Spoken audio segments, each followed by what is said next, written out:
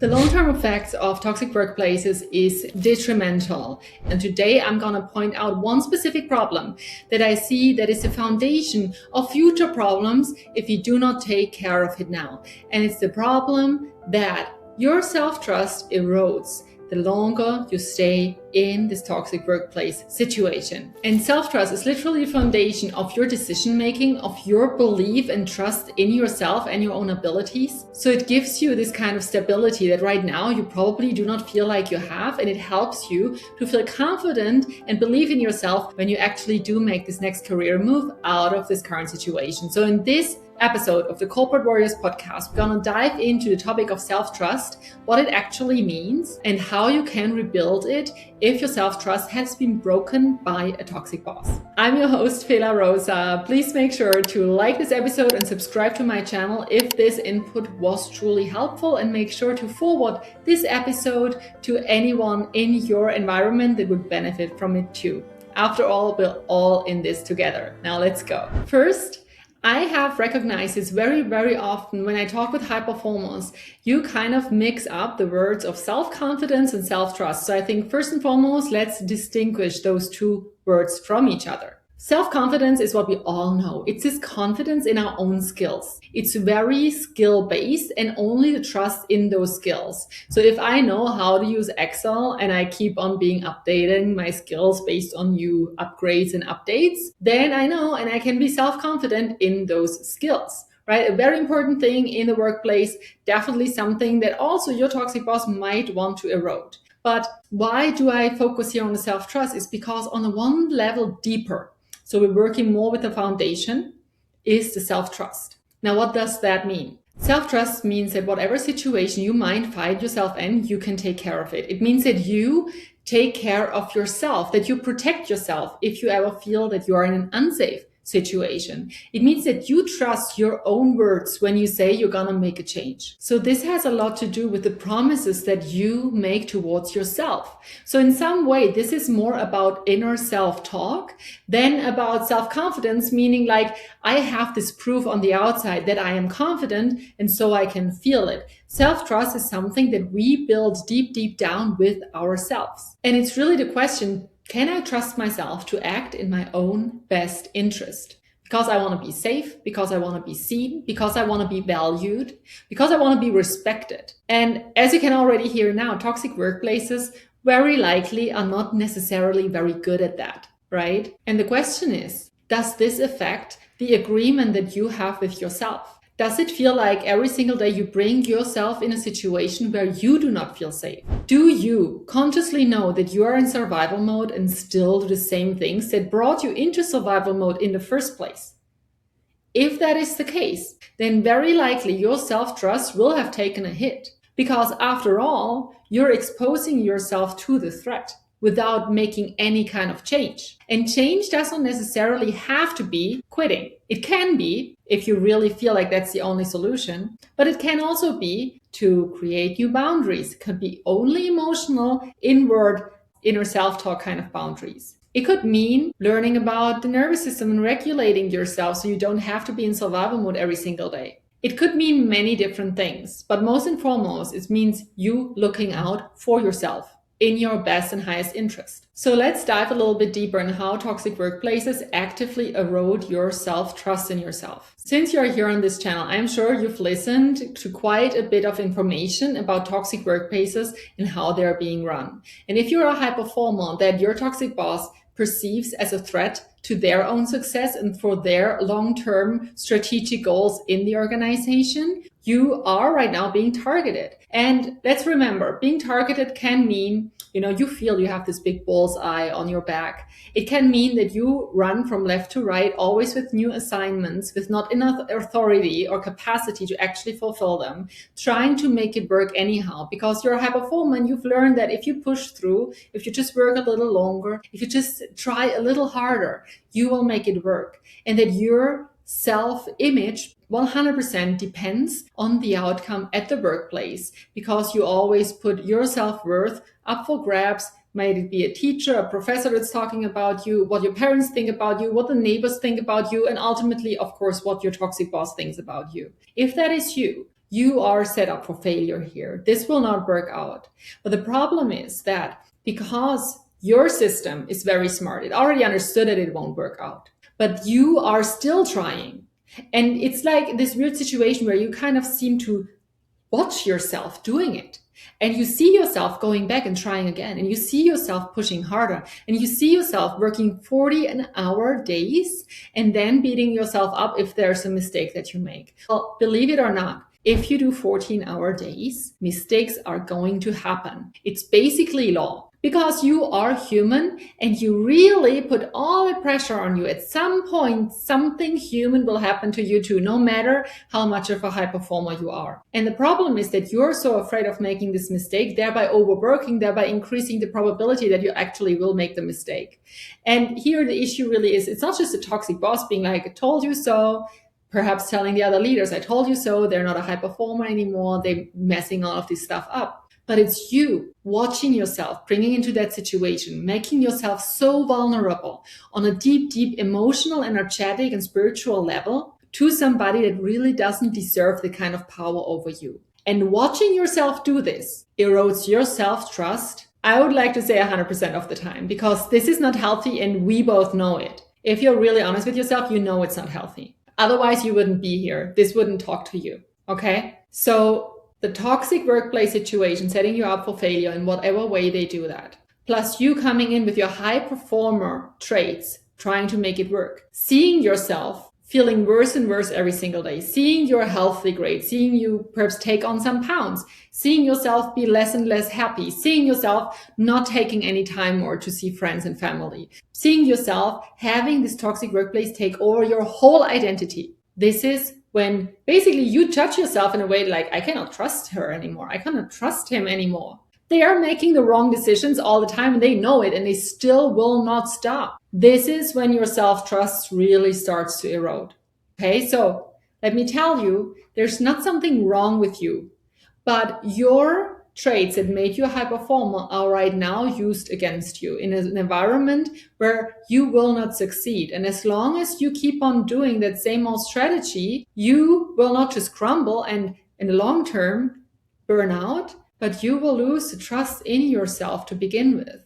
And I think on an emotional side, that is even a deeper wound, because the message that your whole system, specifically your nervous system and all of your inner parts that are watching you right now, the message that all of those receive is, I cannot trust her, or I cannot trust him to keep us safe. And I cannot rely on myself to get myself out of this situation. And this is the ultimate disempowerment. And a lot of that also has to do with our self-talk, right? I was talking about a little bit how those inner parts are watching us, right? How it's a little bit like we're always zooming out a little bit, seeing us and being like, I cannot trust that person. Or like, what are we doing here? Why do we even come here? I hate that. I really don't feel good. Why don't we do anything about that? Now, a high performer has a lot of thoughts, right? And there's really a lot of invisible damage that is done by broken self-promises. And I see that all the time, really. And it directly impacts the self-trust. As you know, we have like 60 to 80,000 thoughts a day. And, probably you have even more because you're thinking a lot, you're overthinking, overanalyzing all these things, spiraling potentially too. And in those thoughts, first, it's not just that we beat ourselves up, but very often there is a part of us that says like, oh, but we should change this. We should start going to the gym, right? But while we don't change anything on the outside, we just put it on top, like the cherry on top, and we're already close to burnout. So guess what? You will not be able to drag yourself to the gym because you're already burned out. But now you have another promise that is broken. You have another reason not to trust yourself, not to believe in your own ideas, not believe that you are able to make a plan and get yourself out of that. This is the ultimate sign of your self-trust being eroded. And this has nothing to do with you not being consequent or not being a high performer anymore. No, you're still a high performer, believe me. The problem is that you're in pure exhaustion and survival mode. And until we recognize that and work with it, we will not be able to trust ourselves because it's what what needs to be done. So over time, not just the self-trust decreases, but also at the same time, the self-doubt increases, right? It's like a balance that is going completely in the wrong direction. And then through that, analysis paralysis, anxiety, all of that will get louder and louder because now it's like, I cannot trust my instincts anymore. I cannot trust myself anymore. So the spiraling anxiety evoking thoughts will probably just increase.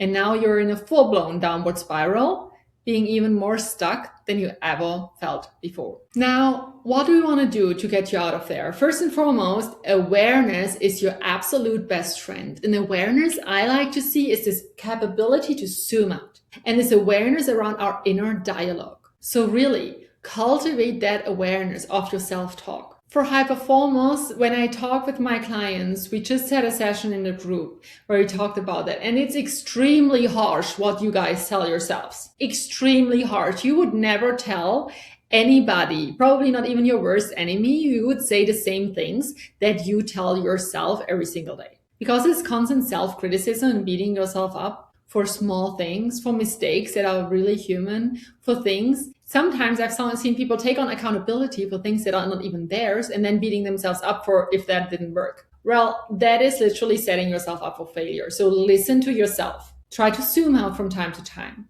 If you can, put on your watch 3 times a day a little reminder or a little alarm where you're like, just zoom out. Watch yourself. What are you doing right now? How are you talking to yourself? What are you thinking? And is it something that you would do to anybody else?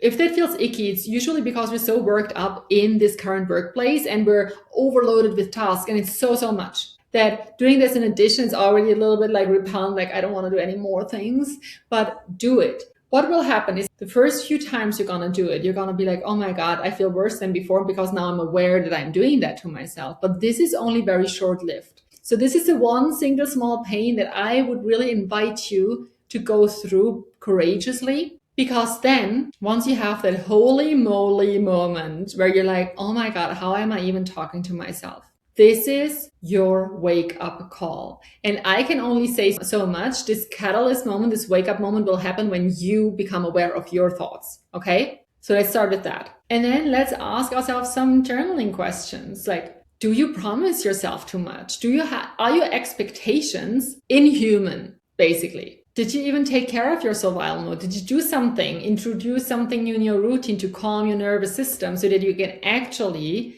have some capacity again to think? And why is that important? It's so important because by doing small actions, creating those micro wins, these micro promises that we hold ourselves accountable for and that we actually do, this is what slowly but steadily rebuilds your self-trust. Okay? Your self-trust can always be restored. It's not something that's gone and then gone forever. It's more about rewiring your brain in a way that's like, she said that on the weekends she's not gonna check her phone and I see her do it. So, okay, perhaps I can believe her a little bit more when she says she wants a change. She wants to feel better. She wants to be happy again, right? So what is like one small thing? And please make it small. I consciously don't want you to create a big thing right now, because we want to build momentum with small micro wins. All right. So what are 1 or 2 things that you want to start doing right now? Perhaps it's just from 9 p.m. onwards not to check the phone. Like it doesn't have to make sense to anybody else. Only you know the truth. If you're somebody that's still with your work phone at 10 p.m. sitting in bed doing emails, perhaps that is a good start. And even if you told that your neighbor, they would be like, oh my God, that's like the worst boundary ever. No. Let's not talk to anybody about this. You know best what you're doing right now that is not good for yourself. Pick 1 or 2 and just make a change, a small improvement. If you've been on the phone until midnight, try to put the phone away at 9 and stay consistent with it or whatever still feels safe. That's the crucial part here because you don't want to, in an environment where you already don't feel safe, put even more pressure on your nervous system and in a survival mode. Okay. So pick 2 things right now and make a commitment to yourself. And ideally write it out and put reminders on your phone so you will actually follow through with them. And now that you have a small step forward, I would encourage you to start journaling. Journaling in a very, organized way. If you want to, you can also get my journal on Amazon. It's a 90-day journal and it's really built to guide you through that process, building up positive momentum, more self-trust by small incremental steps over 90 days. But you can totally do that by yourself. Just make sure you have a small journal where you put in the micro wins. Because every time you open up that one, you will see how far you've come over time, and that micro wins truly matter and will be your ultimate reminder to your subconscious mind that you can trust yourself because you're doing the things that can make you feel better. You're doing things that help you get out of survival mode. You're doing the things that get you ultimately unstuck in a situation that is truly toxic for you. And now I want you to come up with the success metric. And the success metric is not only if I do it 100% of the time, I am good and I'm successful. But come up with something that makes sense. Perhaps if 6 days out of 7 in a week I do it, that means I'm 5 of 5. I'm 20 of 20. I have all the points. Okay? So we set ourselves up for success here because, again, we are human and in our lives, stuff happens that is not possible to foresee. Okay? So let's set ourselves up for success. Also with our success metrics. Is it for you 80% or 90% or perhaps 70 if you want to start low, and that's fine. So you say, I'm going to do it daily. And if I do it 70% of the time, I am successful and I'm going to celebrate it. Okay, so what is this success metric for you? For the specific things that you've written down, the promises that you made for yourself. So this is the most important thing. And it's so interesting, right? Because self-trust is a huge topic. It's the foundation of how you see yourself. And at the same time, it's easy rebuild through the micro wins. And you will see over time, those will add up. Because the more you do to ground yourself, the more you'll get out of survival mode. The more you get out of survival mode, the more other opportunities you will see. The more you get out of survival mode, the more capacity you will actually have to browse on LinkedIn for open positions or to send 1 or 2 networking messages a week. And you can build that up over time. Let's say you started with saying, okay, if I put my phone away at 9 p.m., I'm successful. Okay, 1 month from now, put it in your calendar, look back and be like, okay, how do I want to add to that momentum? Okay, perhaps, I put my phone away now at 8:30, and for those remaining 30 minutes, I'm going to reach out to 1 or 2 contacts in my network to re-engage, to start a conversation again, ask them where they are at in their career, and just start to network casually. Perhaps drop, if it makes sense, that you are open for something new or kind of casually looking around, whatever feels right to you. Perhaps it could also mean I send 1 application a week. That's totally fine. You decide on the metric. I just want to urge you to not make it too competitive and have your goal set in a way that you're like, okay, for instance, 1 application a week is my goal. And if I do that, I am coherent with my promise that I made myself. If I do 3, I am very happy, but this is not my new goal, right? I stick with my 1 applications per week goal to make sure that you can actually achieve them only 87% of the time so that you're 100% successful, okay? And that's how you build up the momentum and how you restore your self-trust. And you will see small incremental changes will have a huge effect on how you see yourself, your awareness. Through the zooming out, you will see how you're dealing better. You continue to come to the podcast, please, and listen to more. I'm going to dive in further and further and further and give you more tools that you can use along the way, and thereby really see your transformation and also create that muscle of seeing yourself differently, of coaching yourself through certain situations so that you can actually succeed in long term. Because what those toxic workplaces do very often, they expose something that was already not healthy to begin with. So if your strategy was to push harder no matter what, this toxic boss will expose you to yourself most and foremost. So this is your chance ultimately to set yourself up for long-term success by asking yourself those deeper questions, rebuilding yourself and coming out stronger in a way that you have now strategies and tools that will help you create long-term career success. So that even, let's say, worst case scenario, there will be a new toxic boss in the future, you will not experience it the same way because you're not the same person anymore, because you've evolved and grown so much in between. That will be very different, whatever that may look like. We will see once it is the case. But for now, let's start with the rebuilding in this moment, okay? If you're ready for more rebuilding together in a group of really amazing, good-hearted high performers that go through the shit together, that grow and evolve together through it, then click the link down below, check out my landing page. I put a lot of information there, and don't be shy to book a call with me or my team. It's going to be so helpful. And Even if it's just that call, it's going to be worth it. I am very certain of it. With that, I want to leave you to it. Thank you so much for listening. Make sure to like and subscribe, and I'm going to see you back next time. Bye.